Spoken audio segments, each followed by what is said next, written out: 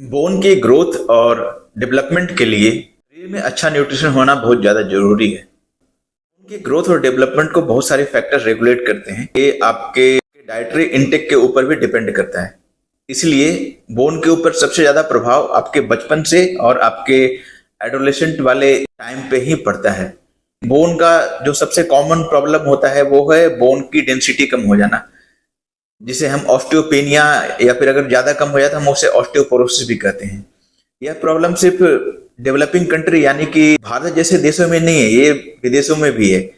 वहाँ के अपने अलग प्रॉब्लम है और भारत के अपने अलग प्रॉब्लम है। हम दोनों के बारे में बात करेंगे, लेकिन ज्यादातर ध्यान हमारा भारतीय परिवेश को लेकर के रहेगा। खून की डेंसिटी कम होने का कारण है नॉर्मल डाइट और सीडेंट्री लाइफस्टाइल, मतलब कि आरामदायक जीवन।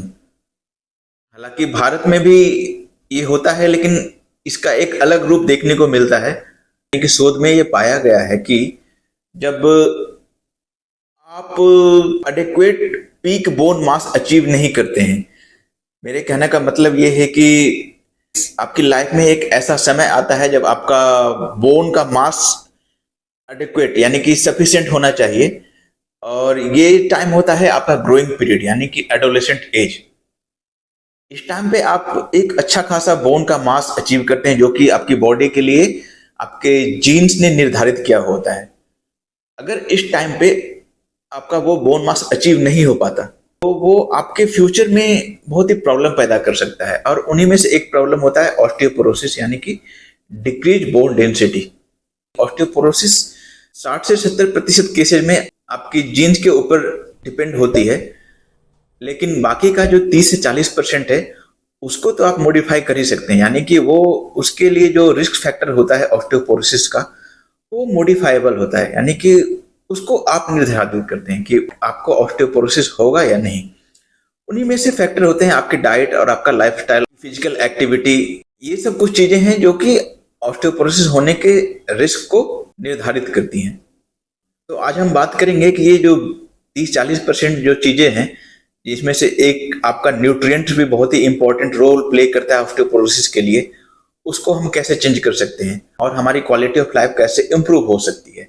आप सबका स्वागत है इस हेल्थ एजुकेशन चैनल पर, जिसका नाम है मेडिकोमेट। मैं हूं डॉक्टर सुमन सौरभ, आपका bone and joint specialist.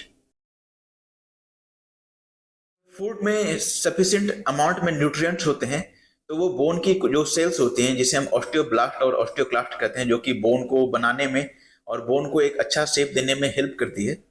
Bone का मैट्रिक्स है उसको बनाने में भी वो हेल्प करती हैं। तो अगर आपकी डाइट में सफिशिएंट अमाउंट में न्यूट्रिएंट्स, विटामिन, मिनरल्स नहीं होंगे तो ये एक्टिवेट नहीं होंगी, अच्छी क्वालिटी का और अच्छे अमाउंट का बोन नहीं बन पाएगा, जिसके कारण बोन में वीकनेस आ जाती है और ऑस्टियोपोरोसिस का रिस्क बढ़ जाता है। कुछ हार्मोन और ग्रोथ फैक्टर भी इसमें इन्वॉल्व होते हैं, जिसके बारे में हम आगे बात करेंगे। और इस पे डिस्कशन मैं इसलिए कर रहा हूँ क्योंकि ये बहुत ही इम्पोर्टेंट सब्जेक्ट है। काफी यंग एज के जो बच्चे होते हैं वो बोन रिलेटेड कंप्लेंट्स लेकर के आते हैं, क्योंकि जब आज से अगर 15-20 साल पहले का समय देखो तो ज्यादातर ओल्ड लोग ही होते थे कि जो कि बोन की प्रॉब्लम को लेकर के आते थे, लेकिन आजकल काफी यंग यंग लोगों में बोन की प्रॉब्लम हो रही है। इसका जो बेसिक चीज है वो है आपकी बोन की वीकनेस और बोन को प्रॉपर स्ट्रेंथ न मिलना। बात करते हैं कि बोन का नेचर क्या होता है, बोन कैसे बनती है, बोन में कितने अमाउंट में क्या होता है। तो बोन में 2 से 5% बोन की सेल्स होती है। 95 से 98% बोन जो है इनर्ट होता है। इनर्ट से मेरा मतलब ये है कि उसके अंदर प्रोटीन्स होते हैं, उसके अंदर मिनरल्स होती है, जो कि बोन का एक स्ट्रक्चर देती हैं। लेकिन इन सबको बनाने के लिए रिस्पॉन्सिबल होती है वो बोन की सेल्स ही होती है, जो कि काफी कम मात्रा में होती है।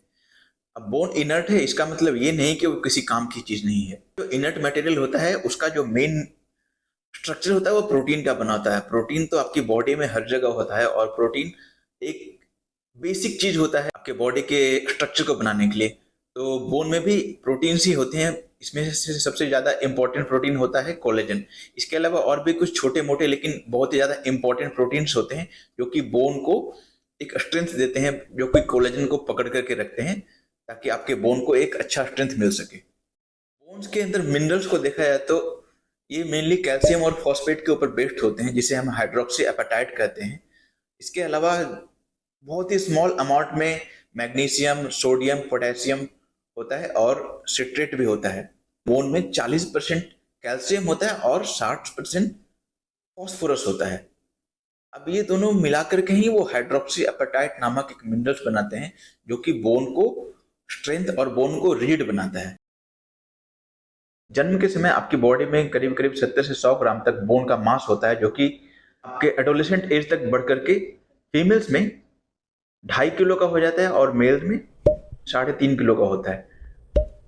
फीमेल्स में थोड़ा जल्दी ये बोन मच्योर होता है, क्योंकि फीमेल में प्यूबर्टी जल्दी आती है, तो ग्रोथ का स्पर्ट जल्दी आता है, करीब करीब 18 साल तक। मेल में ये 5 साल एक्स्ट्रा लग जाता है, यानी कि 23 साल तक बोन की ग्रोथ होती रहती है, इसलिए मेल में ओवरऑल बोन का वॉल्यूम थोड़ा ज्यादा होता है। इस ग्रोथ को बढ़ाने के लिए आपकी बॉडी में कुछ ग्रोथ फैक्टर निकलते हैं, जिसे हम इंसुलिन लाइक ग्रोथ फैक्टर कहते हैं। ये प्रोटीन के प्रेजेंस में ही निकलते हैं। इसके अलावा सेक्स हार्मोन्स भी इंपॉर्टेंट होते हैं आपके बोन के ग्रोथ को और बोन के मास को बढ़ाने के लिए।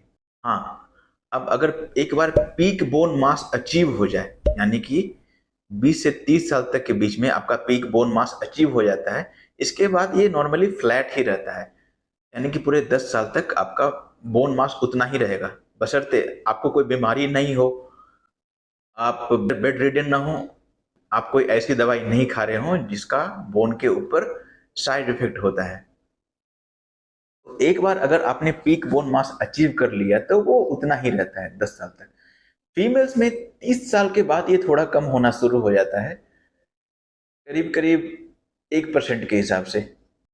लेकिन मीनोपॉज के बाद ये 2 से लेकर के 5% तक कम हो सकता है, यानी कि 50 साल के बाद फीमेल में 2 से 5% बोन मास कम हो जाता है।